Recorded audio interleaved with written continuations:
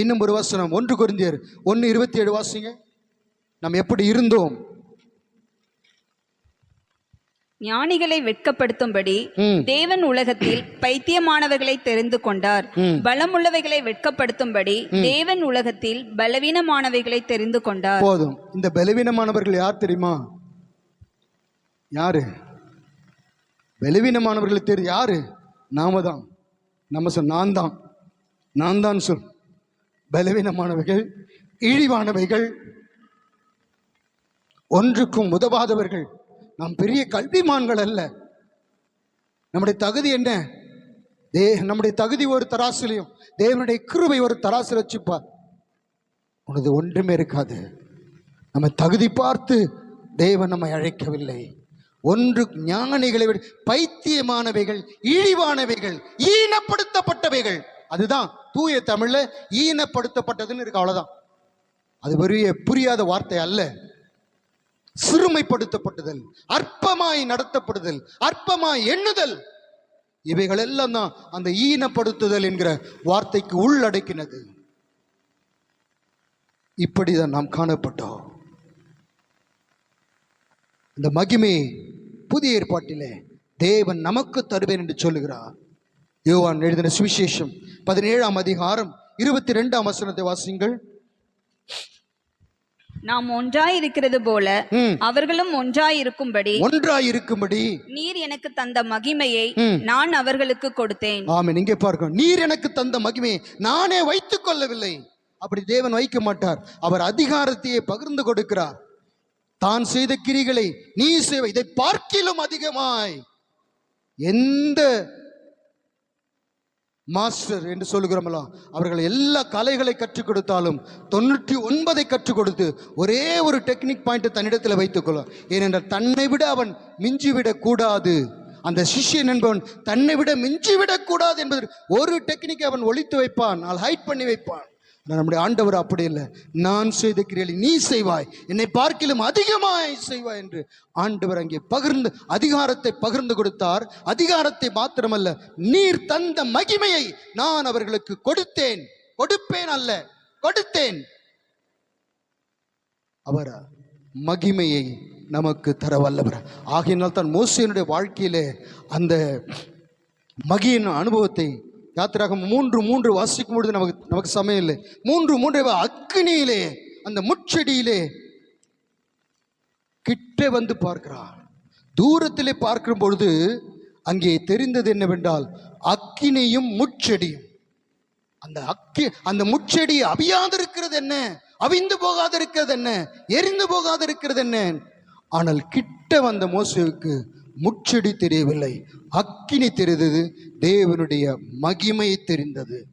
ஆகையினால் தான் பிற்காலங்களிலே இந்த தேவன் என்னை எங்கே அழைத்தார் என்கிற அந்த காரியம் அவனுடைய இருதயத்திலே நன்றாய் பதிந்து விட்டபடியினால் தான் அதை தன்னுடைய வாழ்நாளிலே அவனால் மறக்க முடியவில்லை.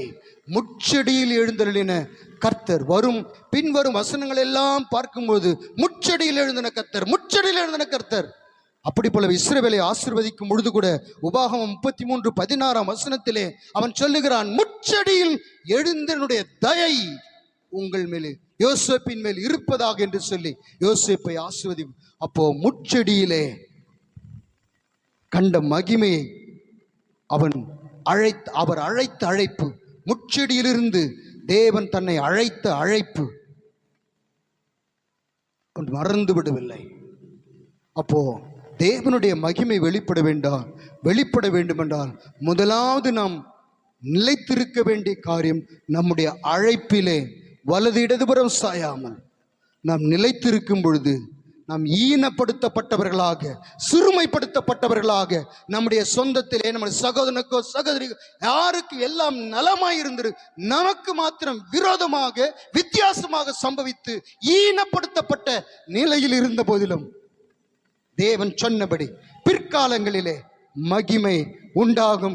எத்தனை பேர் விசுவாசிக்கிறோம்? ஹல்லேலூயா! நிச்சயமாய் உண்டாகும். ஏனென்றால் பொய் சொல்லாதவர் நம்முடைய ஆண்டவர். இரண்டாவது காரியம், எதனாலே தேவனுடைய மகிமை மோசேயிடத்தில் வெளிப்பட்டது? வாசியுங்கள், யாத்திராகமம் 40:16.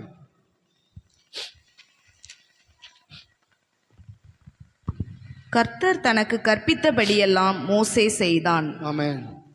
மோசே தனக்கு இரண்டாவது தேவனுடைய வார்த்தைக்கு அவர் எப்படி சொல்லுகிறாரோ அந்தப்படி கீழ்ப்படிவது.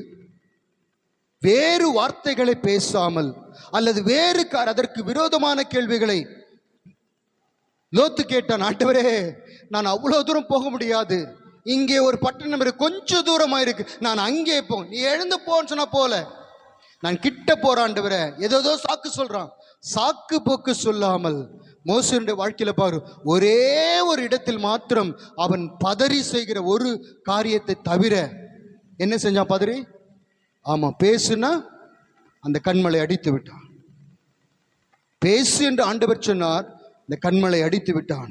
அப்படி போலவே அந்த ஒரு இடத்தை தவிர நீங்கள் மோசே எழுதின அந்த நிருபங்கள், அந்த அதிகாரங்கள் எல்லாம் வாசிக்கும் பொழுது ஒரு வார்த்தை மிகவும் அதிகமாக எழுத, கர்த்தர் சொல்லியபடியே, கர்த்தர் சொன்னபடியே, கர்த்தர் சொன்ன எல்லாவற்றையும் கர்த்தர் சொன்னபடியே செய்தான். அந்த கூடாரத்தை, ஆசரிப்பு கூடாரத்தை செய்யும் பொழுது ஒவ்வொரு காரியத்திலும் ஆண்டவர் அங்கே ஒரு அளவை கொடுத்து ஒவ்வொரு காரியமாக ஆண்டவர் அங்கே அவனை செய்ய சொல்லும் பொழுது கடைசி வரைக்கும் தேவன் எதை சொன்னாரோ அந்த வார்த்தையை தவிர மிஞ்சி ஒன்று செய்யவில்லை. நீங்கள் யோசித்து பாருங்கள், அவன் ஒரு ஆர்கிடெக்டர், சகலவற்றையும் எகிப்தின் சகல சாஸ்திரங்களிலும் கற்று தேறினவனுக்கு ஒரு பெட்டி உண்டாக்கு என்றால் உண்டாக்கிடுவான். ஆனால் அப்படி பண்ணல. ஒரு பெட்டி, ஆண்டவர் எப்போது எனக்கு தெரியும், ஒரு பெட்டி தானே, இவ்வளோ சைஸில் நான் செஞ்சேன், அப்படி பண்ணல. ஆண்டவரே, அதனுடைய நீளம் எவ்வளோ இருக்கணும், அகலம் எவ்வளோ இருக்கணும், உயரம் எவ்வளோ இருக்கணும், அதுக்கு மேலே என்ன இருக்கணும், அதுக்கு மேலே எந்த தோல் மூடணும், எத்தனை கொக்கி வைக்கணும், எப்படி தூக்கணும், எதிர் மேலே சுமக்கணும், அதுக்கு 2 கொம்பு வைக்கணுமா, வளையம் வைக்கணுமா, ஒவ்வொன்றையும் கேட்டு கேட்டு கேட்டு அவன் தேவன் சொன்னதை மாத்திரம் அங்கே செய்த. ஒருவேளை நம்முடைய பிள்ளைகளை முதல் விசை பேங்க்ல கூட்டி கொண்டு போய் நம்ம எல்லா காரியம் இதுதான், இப்படி தான் செய்யணும், இந்த ஃபார்ம் எடுத்து இப்படி ஃபில்அப் பண்ணணும், இப்படி கொடுக்கணும்னு சொல்லிட்டு 2வது விசை பேங்க் பிள்ளை தனியாக அனுப்புகிறோம் சொல்ல, நீ பேங்க் போயிட்டு, எனக்கு தெரியும், நான் ஏற்கனவே பண்ணியிருக்கிறேன், சொல்லுமா சொல்ல மாட்டாங்களா? சொல்லுவாங்க. எனக்கு தெரியும் மோசேக்கு எத்தனை முறை ஆண்டவர் சொல்ல, அவன் சலித்து கொள்ளவில்லை. ஆண்டவரே, ஏற்கனவே ஒரு முறை சொல்லிட்டேன், அந்த அளவின்படியே நான் கட்டிடுறேன், சொல்லும் ஆண்டவரே, சொல்லும் ஆண்டவரே. பார்வோனிடத்தில் போய் அதுதான் பேசினான். கர்த்தர் சொல்லுகிறார், இன்னபடி செய்யும்படி என் ஜனத்தை அனுப்பிவிடு. கர்த்தர் சொன்னதை தான் சொன்னான். ஆரோன்ட்ட போய் சொல்றான், இந்த வார்த்தைகளை தேவன் உன்னோடு என்னை சொல்ல சொன்னான். ஜனங்களிடத்தில் போய் பேசுகிறான், இந்த வார்த்தைகள் எல்லாம் மலையிலே தேவன் எனக்கு சொன்னார். ஒன்றையாகிலும் அவன் சுயமாய் செய்யவில்லை. யாருடைய வாழ்க்கையிலே பிற்காலங்களிலே மகிமை வெளிப்படும் தெரியுமா? மோசே முச்சடியிலிருந்து கீழ்ப்படிந்து போன உடனே மகிமை அப்படியே முகம் பிரகாசிக்கல. இதுக்கெல்லாம் கீழ்ப்படிந்தான், இந்த காரியங்களுக்கெல்லாம் கீழ்ப்படிந்தான். முடிவில் தான் மலையிலிருந்து இறங்கும் பொழுது மோசேயின் முகம் பிரகாசித்ததை பார்க்கிறோம். அவனை குறித்து சுருக்கமாக சொல்ல வேண்டும் என்றால், ஒரு வார்த்தையிலே சொல்ல வேண்டும் என்றால், கடைசி மூச்சு வரை தேவனுடைய சித்தத்தை செய்வதற்கே தன்னை அங்கே ஒப்பு கொடுத்ததை பார்க்கிறோம். கிறிஸ்துவானவரும் அப்படித்தான் செய்தார். 17:4-5 வாசிங்க. யோவான் 17:4-5 சீக்கிரம் வாசிங்க. பூமியிலே நான் உம்மை மகிமைப்படுத்தினேன், நான் செய்யும்படி நீர் எனக்கு நியமித்த கிரியையை செய்து முடித்தேன். ஆமென். நான் உம்மை மகிமைப்படுத்தினேன் என்று சொன்னால், நான் ஏற்கனவே சொன்னது போல எப்படி நாம் பிதாவை மகிமைப்படுத்த, நீர் எனக்கு என்ன சொன்னீரோ அதை செய்வதே அவருடைய நாமத்தை மகிமைப்படுத்துவது. நாம் நம்முடைய வாழ்நாள் முழுவதும் நமக்கு இஷ்டமானது, நமக்கு பிரியமானது செய்துவிட்டு தேவனுடைய மகிமை வெளிப்படட்டும் ஆண்டவரே, உம்முடைய முகப்பிரகாசம் என்மேல் வெளிப்படட்டும் என்று நீ 1000 ஸ்தோத்திரம் சொல்லி ஜெபித்தாலும் வெளிப்படாது. எப்பொழுது வெளிப்படும்? தேவன் சொன்ன வார்த்தை உள்ளதை உள்ளதென்றும் இல்லதை இல்லதென்றும், தேவன் விரும்புகிறது செய்கிறதும் தேவன் வெறுக்கிறதை விட்டு விடுகிறதும் தேவனுடைய மகிமை பிற்காலங்களிலே ஒருவேளை உன் இனத்திலே, உன் வீட்டார் மத்தியிலே, உன்னை அறிந்திருக்கிற மத்தியிலே இப்பொழுது உன் நிலைமை ஈனப்படுத்தப்பட்டது போல, சிறுமைப்பட்டது போல காணப்படலாம். ஆனால் கர்த்தருடைய வார்த்தைக்கு உன்னை ஒப்பு கொடுப்பாயானால் ஈனப்படுத்து. பிற்காலங்களிலே தேவனுடைய மகிமை உன்னுடைய வாழ்க்கையிலே, நம்முடைய வாழ்க்கையிலே வெளிப்படும். மூன்றாவது நான் சொல்லி முடிக்கிறேன். மோசேயினுடைய முகத்திலே பிரகாசம் உண்டானதற்கு, அவனுடைய வாழ்க்கை மகிமைப்பட்டதற்கு காரணம் என்ன? யாத்திராகமம் 34:29 வாசிங்க. மோசே சாட்சி பலகைகள் 2ஐயும் தன் கையில் எடுத்துக்கொண்டு சீனாய் மலையிலிருந்து இறங்குகிற போது தன்னோடே அவர் பேசினதினாலே தன் முகம் பிரகாசித்திருப்பதை அவன் அறியாதிருந்தான். ஆமென். இங்கே பார்க்கிறோம், மோசேயிலிருந்து மலையிலிருந்து மோசே இறங்கினான் என்று பார்க்கிறோம். இந்த வசனத்தை இன்னொரு வசனத்தோடு நம்ம கம்பேர் பண்ணதான் நமக்கு புதிய ஏற்பாட்டில் எபேசியர் 4:9 வாசிங்க. எபேசியர் 4:9. ஏறினார் என்பதினாலே அவர் அதற்கு முன்னே பூமியின் தாழ்விடங்களில் இறங்கினார் என்று விளங்குகிறது அல்லவா? ஆமென். போதும். ஏறினார் என்பதனாலே அதற்கு முன் அவர் பூமியின் தாழ்விடங்களில் இறங்கினார் என்று அர்த்தம் அல்லவா? இங்கே பார்க்கிறோம், மோசே இறங்கினான். உல்டாவார ஏறினார், இங்கே இறங்கினான். அப்போ இறங்குவதற்கு முன்பு என்ன பண்ணா? மலைக்கு மேல் ஒரு மலையிலிருந்து இறங்கணும்னு என்ன பண்ணணும்? முதலாவது ஏறணும். இந்த மலையில் ஏறுகிற அனுபவம் 34:4 வாசிங்க. எக்ஸோடஸ் 34:4. அப்பொழுது மோசே முந்தின கற்பலகைகளுக்கு ஒத்த 2 கற்பலகைகளை இழைத்து அதிகாலமே எழுந்திருந்து கர்த்தர் தனக்கு கட்டளையிட்டபடியே அவ்விரண்டு கற்பலகைகளையும் தன் கையிலே எடுத்துக்கொண்டு சீனாய் மலையில் ஏறினான். இங்கே பார்க்க, ஏறினான். அவன் இறங்குகிறது 29ஆம் வசனம், ஆனால் ஏறினது 4ஆம் வசனம். அங்கே கவனிக்க வேண்டிய வார்த்தை, கர்த்தர் தனக்கு கற்பித்தபடியே. தன் இஷ்டத்திற்கு அல்ல. பொழுது விடி ஆண்டுகிட்ட சூரியன் உதிக்கிட்டோம், அப்போ கூட நம்ம எழுந்துக்க மாட்டோம், பெட்ஷீட்டை பிடிச்சிக்கிட்டு வச்சிருக்கோம். மோசே அப்படி இல்லை. அதிகாலமே எழுந்து கர்த்தர் சொன்னபடி கற்பலைகளை செதுக்கி, இதுக்கெல்லாம் பிரயாசம் வேணும்.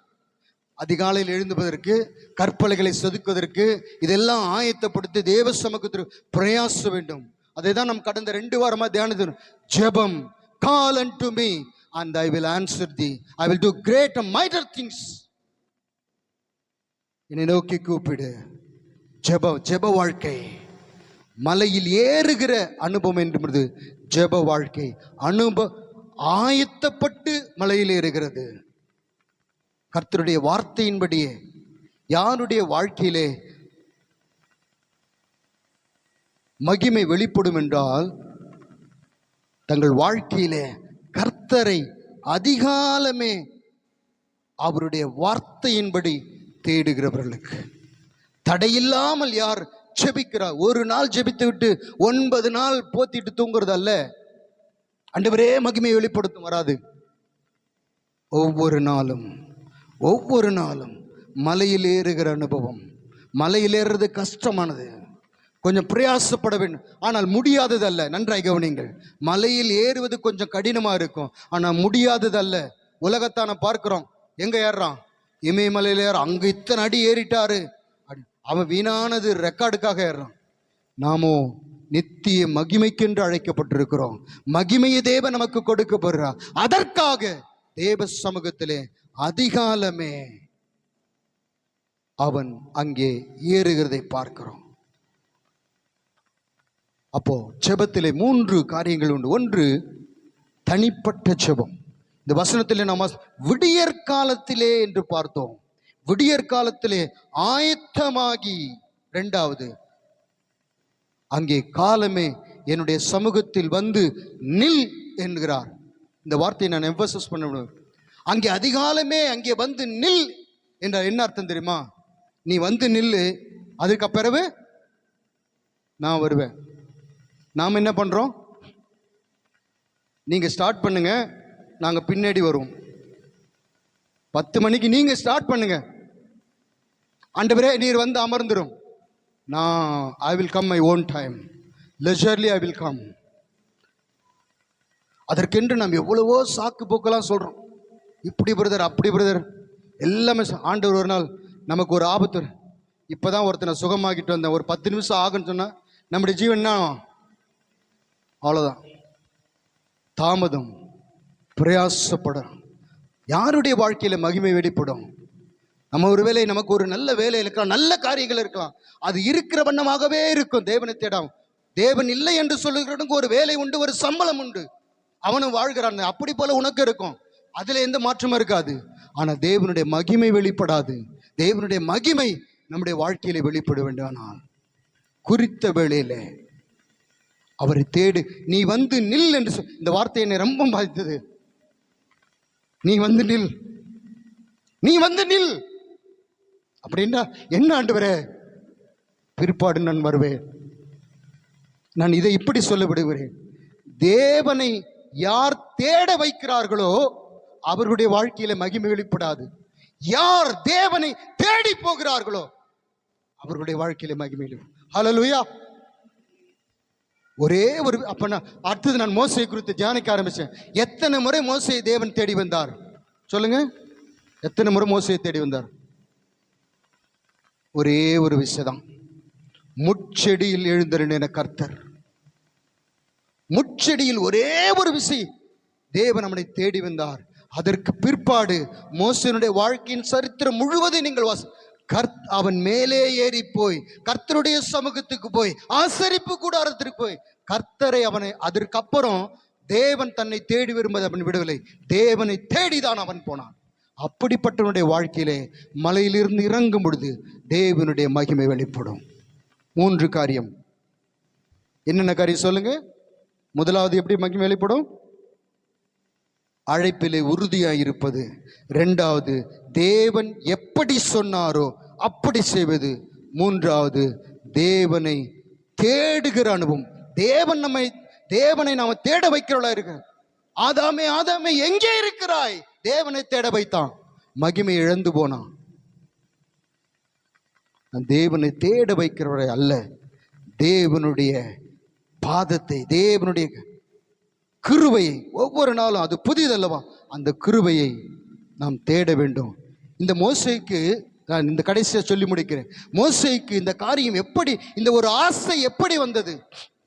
ஒரு ஆசை வருதுன்னா ஒரு அதற்கு ஒரு காரியம் இருக்கும். இந்த ஆசை எப்படி வந்தது? நாம் போகும்போது ஒரு ஜவுளி கடையில் ஒரு நல்ல சாரி தொங்கினா அதுக்கு ஒரு ஆசை வருது, வாங்க. ஏன்? அதில் இருக்கிற பேட்டர்ன் நமக்கு பிடிச்சிருக்கலாம், ஏதோ ஒன்று நம்ம அட்ராக்ட் பண்ணுகிறது. அப்போ இந்த மோசேக்கு தேவனுடைய மகிமையை பார்க்க வேண்டும் என்கிற ஆசை எப்படி உண்டானது ஆண்டவரேன்னு சொல்லும்போது அவன் தனக்குள்ளே அவன் கண்ட காட்சி அதுதான் சொன்னான், முச்செடியில் தரிசனமாகின கர்த்தர். அவன் நினைத்தான், ஆண்டவர் மகிமையின் தேவன். தூரத்திலிருந்து பார்த்தா அக்கினியும் அங்கே முச்செடியும் கண்டான், கிட்ட போன போது அக்கினியும் மகிமையும் கண்டான். அப்போ தனக்குள்ளே ஒரு காரியம் உண்டு. என்ன? இந்த முச்செடியில் தேவன் தம்முடைய மகிமையை வெளிப்படுத்துவார் என்றால் அவருடைய பிள்ளையாகிய என் மேல் தம்முடைய மகிமையை வெளிப்படுத்தாதிருப்பாரோ? ஹல்லேலூயா. நிச்சயமாய் பிள்ளை என்கிற ஸ்தானத்தில் நம்ம வைத்திருக்கிறார். முச்செடியிலே மகிமையை காண்பித்தவர் உனக்குள்ளிருந்து நீ உன்னை காண்கிறவர்கள் கிறிஸ்துவை காணும்படி நம் ஒவ்வொருவருக்கும் கர்த்தர் அனுக்கிரகம் செய்வராக. God be with you.